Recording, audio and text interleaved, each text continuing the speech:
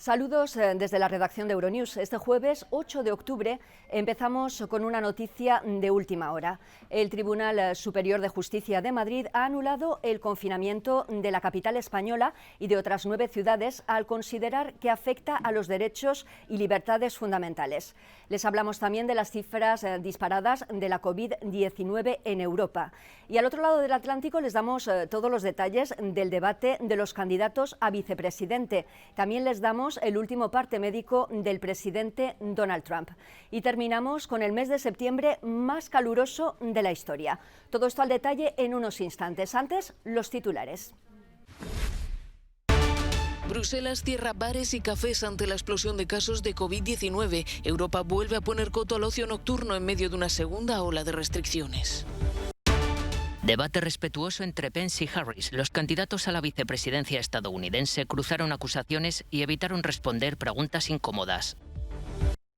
Donald Trump lleva más de 24 horas sin síntomas de COVID-19, según su médico personal. El mandatario mantiene una actividad frenética en Twitter. Éxodo de argentinos a Punta del Este. Miles cruzan la frontera de Uruguay para instalarse en el famoso enclave turístico, huyendo de la crisis y la pandemia en su país. En Bélgica se acabó la fiesta. La explosión de casos de COVID-19 ha llevado a las autoridades a ordenar el cierre de bares, cafés y salas de fiesta en la región de Bruselas, por lo menos durante un mes. Solo los restaurantes podrán seguir abiertos. También se acabaron los eventos deportivos con público. En la última semana, los casos de coronavirus han aumentado un 57%, con una media de casi 90 hospitalizaciones diarias.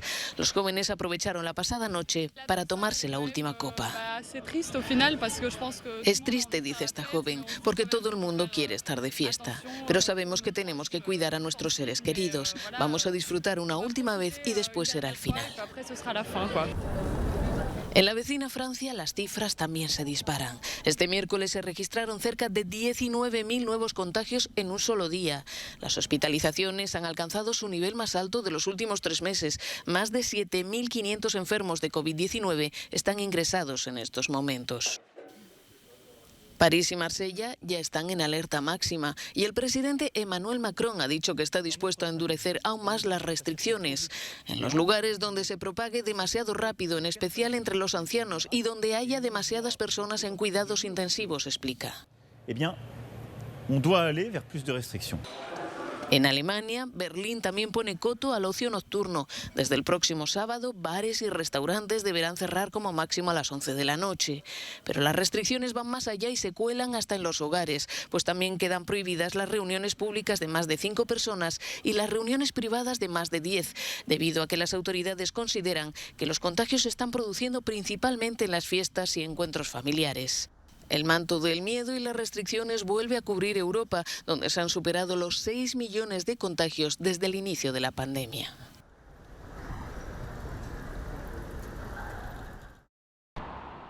La justicia echa abajo las restricciones de salida y entrada de Madrid. El Tribunal Superior de Justicia madrileño ha rechazado las medidas que restringen desde el viernes pasado las entradas y salidas de personas en la capital de España y en 9 municipios limítrofes de su región.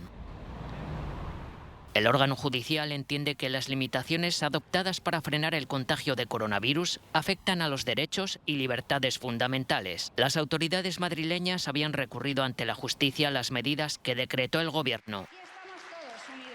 Unos y otros discrepan sobre qué restricciones son más efectivas y menos perjudiciales económicamente, si el confinamiento perimetral establecido por el Ejecutivo de la Nación o el parcial por barrios, como pretende la coalición de conservadores y liberales que gobierna en Madrid. España anuncia un gran plan para sacar al país de la recesión que empleará 72.000 millones de euros en los próximos 3 años, procedentes de las ayudas de la Unión Europea. Según el presidente del Gobierno, Pedro Sánchez, incluye políticas relacionadas con la ecología, la cohesión social, la digitalización o la igualdad de género. Queremos que genere un impacto adicional en nuestro Producto Interior Bruto de más de 2,5 puntos anuales en los próximos 3 años y queremos crear más de 800.000 nuevos puestos de trabajo en los próximos 3 años. En Francia, segundo país más afectado por la pandemia después de España, se teme una ralentización para el último trimestre del año, tras el repunte motivado por el fin de la primera cuarentena. La presidenta del Banco Central Europeo ha elogiado las decisiones tomadas por el organismo que aseguran ayudarán a la salida de la crisis. Las medidas que hemos tomado desde el comienzo de esta devastadora crisis han contribuido de forma medible a aliviar las economías y a restaurar y preservar la capacidad de absorción del impacto en la totalidad de nuestro sistema financiero. Junto con acciones decisivas tomadas por los gobiernos de la zona euro, se han creado las condiciones para que bancos y mercados financieros apoyen y alimenten la recuperación económica. Resulta difícil, sin embargo, ser optimistas ante las nuevas restricciones sufridas por ciudades como París, Marsella o Madrid para contener la extensión de la segunda ola de coronavirus. Debate correcto en términos de respeto y con contenido político entre Mike Pence y Kamala Harris. Separados por mamparas de plexiglas, los dos candidatos a vicepresidente estadounidense protagonizaron un encuentro muy diferente al de sus líderes, que se enzarzaron en una batalla verbal la semana pasada. En Utah, la demócrata reprochó a los republicanos su gestión de la pandemia de coronavirus. Los ciudadanos de Estados Unidos han sido testigos del mayor fracaso de cualquier administración presidencial en la historia de nuestro país. Y aquí están los hechos. En nuestro país han muerto 210.000 personas. Más de 7 millones de ciudadanos han contraído la enfermedad. Desde el primer día, el presidente Trump ha puesto la salud del pueblo estadounidense en primer lugar. Antes de que hubiera más de 5 casos en Estados Unidos, todos de personas que regresaron de China, el presidente Trump hizo lo que nadie había hecho. Suspendió todos los viajes procedentes de China, la segunda economía más grande del mundo. Más tarde, Pence atacó a Harris por decir que nunca se pondría una vacuna contra el coronavirus si Trump le decía que lo hiciera. Deja de jugar a la política con la vida de las personas. La realidad es que creemos que tendremos una vacuna antes de que termine este año. Ambos trataron de sumar puntos para sus respectivos líderes. Sería realmente bueno saber a quién le debe dinero el presidente de Estados Unidos, el comandante en jefe, porque el pueblo estadounidense tiene derecho a saber qué está influyendo en las decisiones del presidente. Joe Biden dijo que cree que la aplicación de la ley tiene un sesgo implícito contra las minorías. Esto es un gran insulto a los hombres y mujeres que se dedican a aplicar la ley. Los candidatos a la vicepresidencia cruzaron numerosas acusaciones y evitaron responder preguntas incómodas. El debate entre ambos dejó clara la polarización que vive el país a menos de un mes de las elecciones presidenciales. La mosca pertinaz y divertida de Machado se hizo famosa posándose sobre su calva infantil. Otra mosca, igual de insolente y graciosa, se convirtió en la gran protagonista del debate entre Kamala Harris y Mike Pence al instalarse como una reina sobre la melena cana del vicepresidente de Estados Unidos. Durante 2 minutos y 3 segundos el insecto hipnotizó a todo el mundo. Las redes sociales se llenaron de comentarios jocosos y Twitter de memes de la mosca atrevida.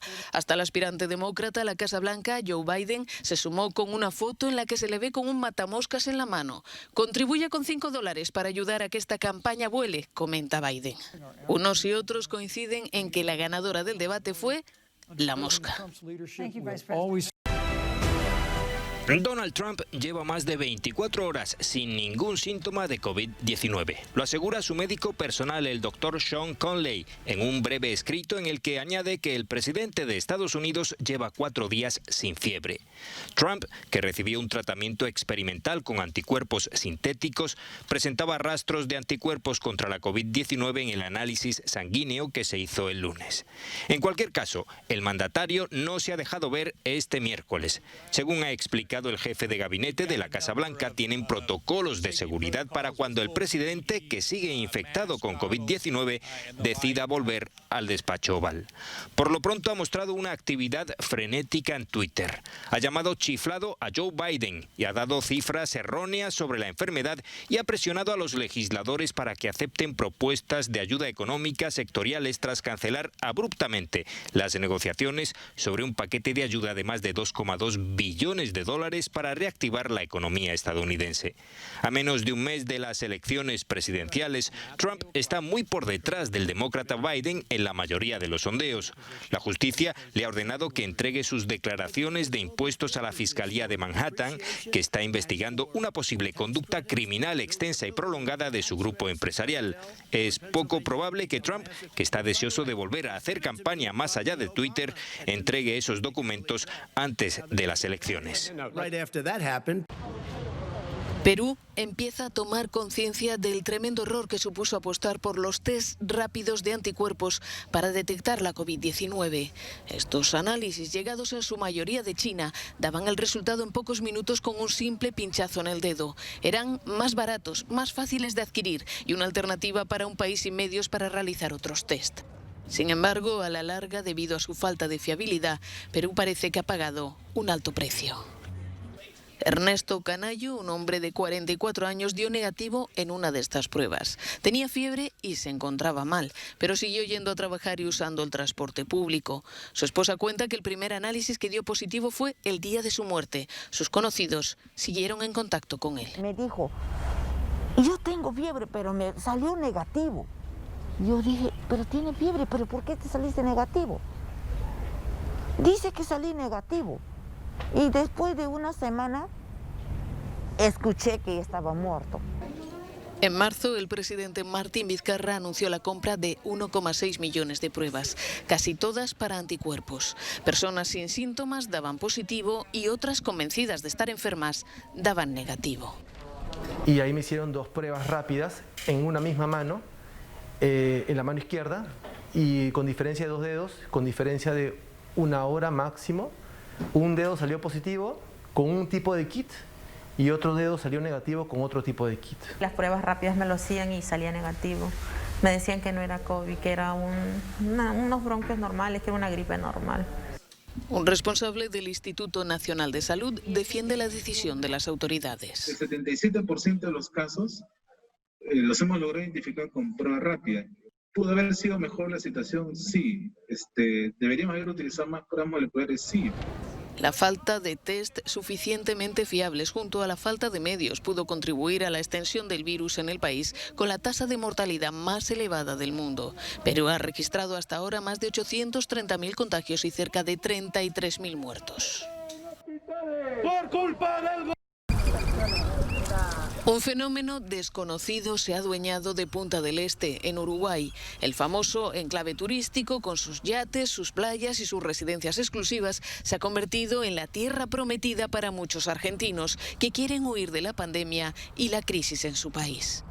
Aquí en Uruguay no hay cuarentena, hay pocos contagios y la economía se mantiene a flote. Una situación envidiable. Medios argentinos hinchan el fenómeno y hablan de éxodo, pese a que la postal está lejos de ser perfecta, como explican Natalia Zurbarán y Macarena Robledo, 2 argentinas instaladas hace poco en Punta del Este. El que ya tiene casa acá, el que puede manejar su empresa desde afuera, el que puede traer una empresa para acá, se le va a facilitar un poco. Ahora, si vas a venir, si es con una mano atrás y otra adelante, por así decirlo, sí yo le daría muchos consejos y le diría que lo piensen. Hay que tener conciencia de que es un país caro y de que necesitas algún tipo de proyecto laboral fuerte. Es difícil venir a ver qué onda o a emprender. Algunos argentinos que tienen viviendas de verano en Punta del Este alargaron su estancia durante el invierno austral. Otros tantean el terreno, alquilan a largo plazo sin atreverse aún a solicitar la residencia legal en Uruguay, como explica esta agente inmobiliaria. O sea, hay una nueva demanda en el mercado que es el alquiler anual. Esto es algo que prácticamente no existía en Punta del Este. Son en su mayoría argentinos que quieren vivir aquí, pero que antes de hacer una inversión, que siempre estamos hablando de inversiones importantes, ¿no?, de $500.000 para arriba, alquilan. Foros en internet debaten sobre qué hay que hacer para ir a vivir a la ciudad turística uruguaya. Soledad Parodi coordina un grupo de WhatsApp en el que participan 600 de sus compatriotas. Y tanta gente que me preguntaba todo el tiempo, ¿cómo hacer? ¿Cómo es la residencia? ¿Y qué colegio? Pensando en la posibilidad de venirse acá, dije, bueno, juntémonos. Y armé un grupo y empezaron a hacer cada vez más. De lo que intentan huir muchos argentinos es de un país que lleva 2 años y medio en recesión, enredado en una espiral inflacionista y con elevados niveles de pobreza. A eso se une el hecho de que después de 7 meses de pandemia y duras restricciones, siguen sin conseguir doblegar la curva de contagios. La llegada de una delegación del FMI a Buenos Aires para renegociar su préstamo en medio de la crisis ha provocado esta semana protestas. Alemania y Francia pedirán a la UE que imponga más sanciones a Rusia por su responsabilidad en el envenenamiento con el arma química Novichok del líder opositor Alexei Navalny. Así lo han anunciado los ministros de Exteriores de ambos países en un comunicado conjunto en el que reprochan a Moscú no haber dado ninguna explicación creíble sobre lo ocurrido. Ante el Bundestag, el jefe de la diplomacia germana, Heiko Maas, ha afirmado que si no se aclaran los hechos, si no se proporciona la información necesaria, entonces será inevitable imponer sanciones específicas y proporcionadas contra los responsables del lado ruso. La contundencia mostrada por Francia y Alemania llega un día después de que el organismo de control de armas químicas de la ONU confirmase que Navalny había sido envenenado por un agente nervioso del tipo Novichok de la era soviética. Desde el Kremlin se niega la ausencia de cooperación para descubrir lo ocurrido. Rusia quiere arrojar luz, sinceramente, sobre todas las circunstancias, razones y naturaleza de lo ocurrido en Omsk, decía el portavoz del presidente ruso. Navalny, una de las voces más críticas con Vladimir Putin en Rusia, fue hospitalizado en Alemania tras enfermar durante un viaje en avión desde Siberia hasta Moscú el pasado mes de agosto. El líder opositor, que aún no está totalmente recuperado, ha instado a la UE a que tome medidas que incluyan negar la entrada a figuras clave del gobierno ruso. Pablos, hijo mío, lo has conseguido, gritaba este miércoles Magda, la madre del activista y rapero asesinado Pavlos Fyssas, ante las puertas del Tribunal de Apelaciones de Atenas.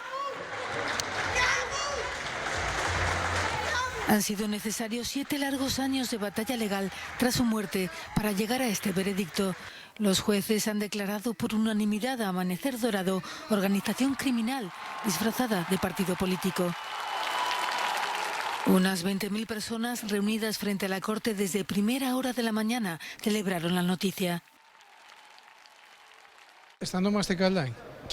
Su madre y yo nos sentimos bien. Pero nos sentiremos aún mejor cuando los veamos entre rejas. Es muy bueno que hayan sido sentenciados como una organización criminal. A mi hijo y a todos nosotros se nos ha dado la razón. Queremos verlos en la cárcel. Su fundador, Nikos Michaloliakos, junto a otros 6 líderes, han sido declarados culpables de dirigir una organización criminal. Todas las actividades criminales fueron ordenadas por el líder. Todos los asesinatos e intentos de homicidio fueron ordenados por Michaloliakos. Esta es una primera respuesta de la justicia a las víctimas de la violencia nazi. 11 exdiputados que no formaban parte del Consejo de la que llegó a ser tercera fuerza política griega han sido condenados por pertenencia a la organización y por participar en sus actividades ilegales. De los 68 acusados, 3 han sido absueltos. Solo 10 inculpados estuvieron presentes en la sala para escuchar el veredicto, ninguno de ellos miembros de la cúpula. Se desconoce por el momento las sentencias que se aplicarán a cada uno. Este es un mensaje de castigo y de no impunidad, un mensaje disuasorio para cualquier grupo fascista, en nuestras islas, nuestras fronteras, nuestras ciudades, en todos los lugares posibles.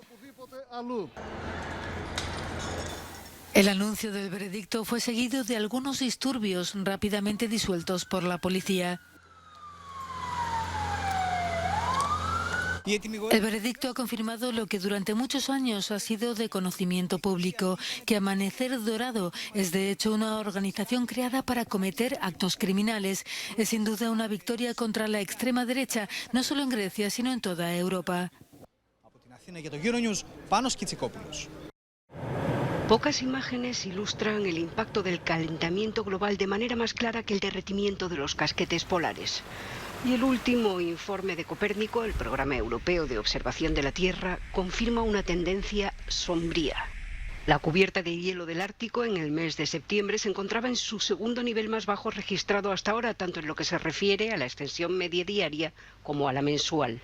Y las cifras globales para 2020 son aún más alarmantes. Algunas zonas del mundo han visto cómo aumentaba el calor y se prolongaban los periodos de sequía que han dado paso a incendios forestales sin precedentes. Como consecuencia del cambio climático, las temperaturas fueron ligeramente superiores a las de 2019 y 2016 en todo el planeta. Los valores medios del mes alcanzaron un récord en Europa y 2020 va camino de convertirse en el año más cálido. En todo el continente la gente ha disfrutado del prolongado verano, pero tal vez haya que pagar un alto precio por ello.